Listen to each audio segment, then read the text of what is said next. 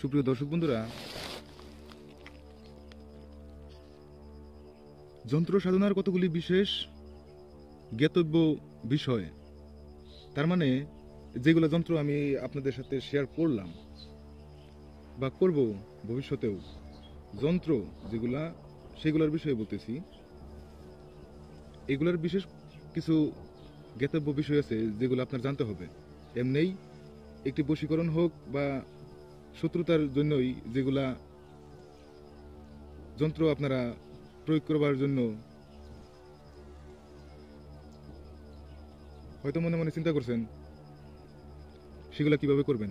ধরেন আমি বশীকরণ দিয়েছি প্লাস শত্রুতার জন্য দিয়েছি, তাই সেইগুলোই আমি বলি যে বশীকরণ করার জন্য এখানে দেন 5টা পয়েন্ট লেখা হয়েছে। এখানে বশীকরণ যন্ত্র শারদা দেবীর সম্মুখে লিখতে হয়, এটা হিন্দুদের, তাই উত্তর দিকে বসে লিখতে হয় এবং সোমবার, বুধবার ও শুক্রবার লিখতে হয়। হলুদ বর্ণের আসনে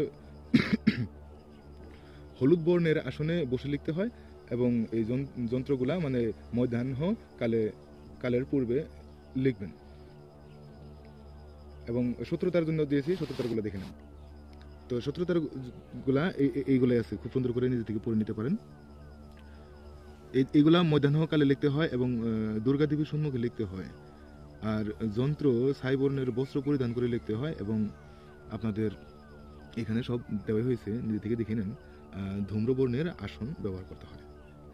এই যন্ত্র বায়ুকোণের দিকে মুখ করে বসবেন।